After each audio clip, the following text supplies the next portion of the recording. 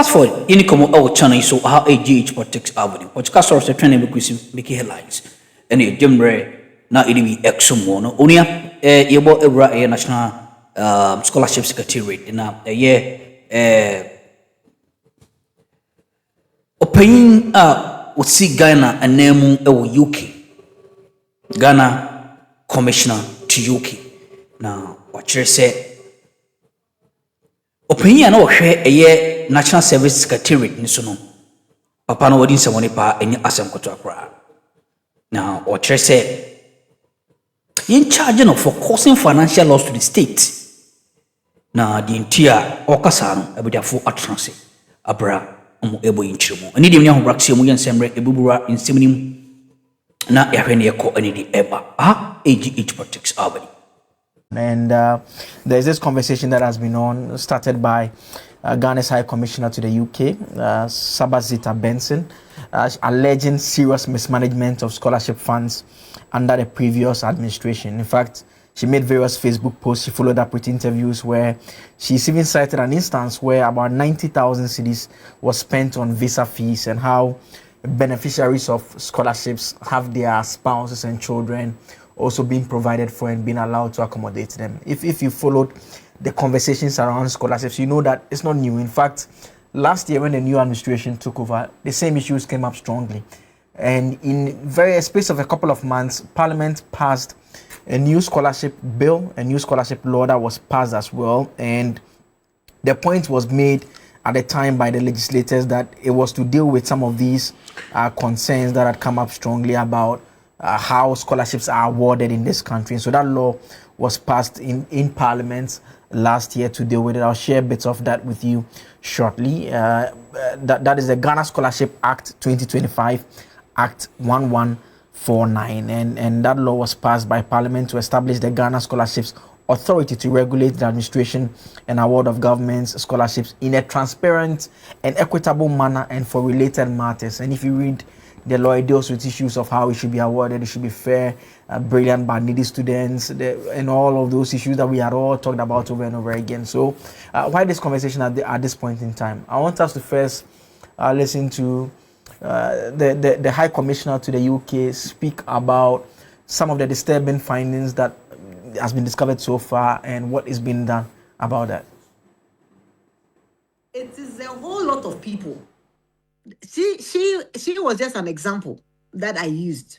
It is not just somebody. I have about 3 files or maybe 4 of such people who were brought in, whole families. So one person, it could be the husband or the wife, gets a scholarship to come and study, and they are studying things like MBA policy that we are teaching in our universities. So she gets a man or wife gets an award to come and study MBA or policy, and then the tuition is free, government is paying for it, stipends is free, and then the person, the awardee, comes along with the whole family. Some of these families were as many as 4 children plus spouse, 5 children plus spouse, 3 children plus spouse. What I can tell you for a fact, my eyes have seen the documents and the payments. I know the travel agents that was collecting these payments to buy tickets for them. It's just I don't want to put their name out there. But they know, listening to me, that travel consult, they know that what I'm saying is true. We paid for whole families, for whole families to move in with their parents and their spouses to come and study master's degree. I mean, it's insane. It's insane. Well, the commission has also been talking about what she intends to do about it, because the question is that, I mean, you've discovered this. What are you doing about it specifically? Government should refund. They didn't come and study. They didn't get any scholarships. Government should make them refund everything, including visa fees. And whoever did it should be charged for causing financial loss to the state. Because is the reason why I am saddled with a debt here of about 35 million pounds that we can't pay. These huge amounts that we were using to pay air tickets. Look, even yellow fever card. Even yellow fever card was part of what that travel consult was charging. So they were charging for their premium visa. They were not using ordinary visa. And I can tell you for a fact that the UK embassy, they charge £500 for premium visas. So you get the visas in 5 days. So we were paying for premium visas for these awardees and their families. We were paying for air tickets for all of them. And then we were paying for yellow fever card vaccination. And then we were paying £8,160 each to every family member that accompanied the awardee for coming to study one course that can be studied in Ghana.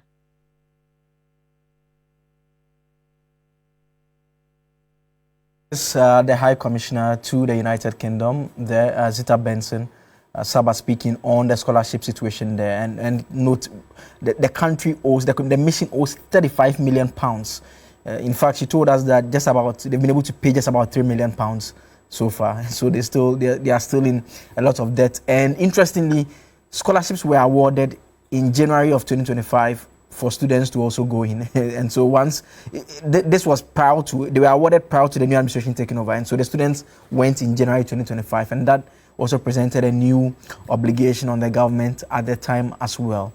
She mentioned the former head of the Scholarship Secretariat, who is now a member of Parliament, and his lawyers actually issued a statement to speak on this matter. I want to share a bit of that statement with you, and it's from Sarkodie, Bafuewa and Partners. And you hear the lawyers here say that our client has not only availed himself to the said state security agencies, but has fully cooperated with them with a view to ensuring that allegations are thoroughly investigated. His name is completely cleared and the matter is brought to a definitive conclusion. They add that he's a law-abiding citizen. Who remains focused on faithfully discharging the mandate entrusted to him by the good people of Ebuakwa South, and is firmly committed to the rule of law and due process. He remains confident that in the fullness of time, the truth will prevail and he will be vindicated as well. And so the context is that he had been mentioned as obviously being responsible for the Scholarship Secretariat and how he had managed it. And his lawyers are basically saying that, well, this is not the first time the High Commissioner is making those allegations, but he's currently been appearing before various investigative agencies, and they believe that the matter should be left to the investigative bodies to investigate the matter. Maybe let me start with Kamal Dean on this matter. And Kamal, I mean, there's a frank conversation that we all have to have about how scholarships have been awarded by the political parties, but some of the things that we are learning under the previous administration, your government, is quite disturbing, to say the very least. I mean, you would agree with that? Thank you very much. I think if there's a problem and if there's an issue that we need to deal with as a country, let's deal with that matter as a country and stop this cheap partisan politics. What the High Commissioner is doing is nothing but cheap partisan politics. If there's an issue, there's an issue. Who says under NDC one cannot cite some of these matters? Who says under NPP we cannot cite some of these issues? I think it's about time we call a spade a spade. If we have a law in place, and in this case you attribute it to Act 1149, okay? And when you look at the Section 3 of that act, the objective of the Secretariat is clear. Question is, how well has even the Secretariat dealt with the National Development Planning Commission to agree to some gaps that we have in our human resource base as a country that warrants a scholarship to be given to some people to go and study and come and help? Section 3 is clear on it. Whether the Secretariat has been dealing with National Development Planning Commission, we don't know. Question is, science, engineering, and mathematics, which is supposed to be given prominence in the award of scholarships, or in the awarding of scholarships. How well is the Secretariat using that to work? These are mundane, better issues that we need to talk about. But when you start to say that it's the MPP government, and then in this government, what is happening in this government too? I mean, but the mission is saddled with, and I am saying, £35 million debt. If you get into an office and there has always been debt. You were in a consulate. My good brother. If you get into an office and you are told that there's a £35 million silly debt, and you probe it and you realize that people are coming for MBA programs with their wife and children, 4 children. I think interestingly, that these are, I will only work with what she's saying as a hearsay. until the veracity of same. That is why the lawyers of the ex-CEO have actually had cause to write. We are not running a banana republic. We are running a country of laws, where, of course, you cannot impugn wrongdoing when investigation has not been established by, if you like, the authorities that are supposed to do that. More so, where she sits, she has more information than myself. And I expect her as a diplomat to speak as a diplomat. I wouldn't this morning like to waste my time on her, because basically she's not the matter. The matter is how well can we put together this scholarship thing, irrespective of any government or party in power, so that it will benefit those it's supposed to benefit. In 1960, when the act was, the scholarship secretary was established, the idea was, first of all, to ensure that we create the gaps that we have in terms of manpower is filled. To ensure that funding was given to needy but brilliant students. Clear. And to also ensure that domestically we assist even people to have education who have no access. Main three cardinal core issues, reasons why it was established. Fast forward to where we are today. Are we going by those principles? I mean, you have been around for a while. You know Yes. that your colleagues took scholarships. There are some Not just only my colleagues, even the current Deputy Attorney General, Siram Sai, is a beneficiary of scholarship. I mean, I'm not saying not just only my colleagues. I'm saying that even people who could pay are beneficiaries. Siram Sai is one. He's a beneficiary of scholarship. Not he alone. I mean, but when you go into the government, go to parliament, go to whatever, we share them. And it is wrong. okay. So I'm saying that not just only people I know, but we should actually let it work the way it's supposed to work. But to come and sit down and want to play holier than thou, as if your area, nothing like that is happening. When people who have even benefited are those who are calling to prosecute others. Did they also deserve it? We should ask questions. Is it greed? You have money to pay, but yet you won't pay, and you want somebody to come and take care of you?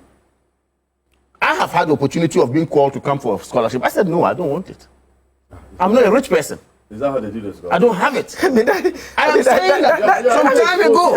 Listen to me. Listen to me. I have had that but that's opportunity. the point. But that's the point that we are raising. It's wrong. Yeah, and to the extent that we are discussing how scholarship is managed under your administration. It's still managed. That is what is still happening. On Facebook, just the day before yesterday, I saw someone thanking a government appointee for facilitating scholarship for 2 people for him. On Facebook, this current government. I saw someone writing to thank a government appointee for facilitating scholarship for him. Is that a criteria? Just yesterday, I read on Facebook. For some reason, I don't want to mention the person's name. You understand? But the question is, that is what is happening. What is the criteria? How do we select these people? What do we go about government scholarships? Yet, it is convenient for you to come and sit there and say it's NPP. No, but it's not convenient for you to say what is happening. That yesterday, when somebody wrote that, 2 people have had scholarship because I sent their names to him and then they did it for me. Really? Is that the way they share it? Is that the way they share it? They get fan scholarship. Is that the way they share it? We know what is happening. Let's not sit here and want to come and then, hide our faces and then try to say we are opening cover or we are blowing the cover of someone. Yesterday, if it was wrong, today is equally wrong. And I think that, look, matters that are under investigation, rightly when the lawyers put it. Of course, if you have issues, write to the right report. Your ministry is there. If you think that you have come to meet debt, and the Foreign Affairs Ministry, I have worked also with the Foreign Affairs. What does it matter? You send a circular. You send a report. Okay? The report is going to get to your office. The office will deal with it. If they need for Attorney General to come in for investigation, they will forward it. You don't come sit down and jump the gun, try to try people in the public court. No, maybe a bit of context. The issue is that there are students in the United Kingdom that are making demands for. It has only been so, my brother. Yeah, so once they are making those demands, and in explaining what is accounting for some of the delays, she explained that there's a bit of auditing that is even taking place currently because of how things have been managed, and they are saddled with $35 million in pounds in debt. It's because we have no time. I right can take you from 1960 to date, and just let's read the recent times. Under the NDC, when the NPP came, they came to meet debt at the High Commission. So I'm coming. Your not point, only the High Commission. your Go point to is Ukraine and other places. Come on, your point is that you agree that we've not managed scholarship. For me, I agree completely. But you have a problem with her speaking about I just gave you example that if someone like Sirem Sai, who we all know benefited from scholarship, I think we should hold on that point. Oh no, why we hold on? He's not a beneficiary. No, because we don't know I don't have the facts surrounding how that scholarship was awarded. That is one. Fact is that we're talking about awarding scholarship, government scholarship, and we are talking about someone called you to come for a scholarship, and you've just said here that even though you couldn't afford, you said I don't need it because I can do what I can pay for what I'm doing. The point is that you agree that scholarship has not been managed properly. Absolutely. But your problem this morning is that the woman is talking about it. Oh no, that's not my problem. My problem is not the way she carries it. See, when you are given a position of, if you like, authority, and there are channels of report, there are channels of coming out with this. Yes, you can come out to say XYZ has not been so, but to the extent that you just go descend on a particular person when in fact the integrity, the fundamental human rights of the person, you are a lawyer, is at stake. You don't put the person on the banner when in fact the investigation is not done. Okay. So I'm saying that you resort to the proper channels of reporting. Then when it comes up at the end of the day for us to all discuss, we will discuss it. I mean, she said she like I said, she's not the first High Commissioner. Other High Commissioners are there, but there has been debt accrued as a result of what? Scholarship that they granted. Did we hear some of these talks? So at least she's a diplomat. She should be diplomatic about the way she does things. But of course, that said, the scholarship secretariat needs to be looked at properly. Let's see how it's being done. We don't wait until someone sends 2 names to somebody and a government appointee, and then they say, oh, I am happy they have given this, granted me this. Then the other person said they have taken this. Who knows? What's the criteria? So I think it's something we need to look at. That's why the reason why the law was actually enacted. And I believe the law has spelled out the processes, and the processes must be adhered to strictly. Abi, this morning when I shared the flyer about the topics, a friend sent something to me. He says that he blames your government. And this was his reason. He says, you took office in January 2025. Everyone knows how scholarships are managed. You are not prosecuting anyone. So today when you are talking about what is happening at Scholarship Secretariat, Kamal is not happy.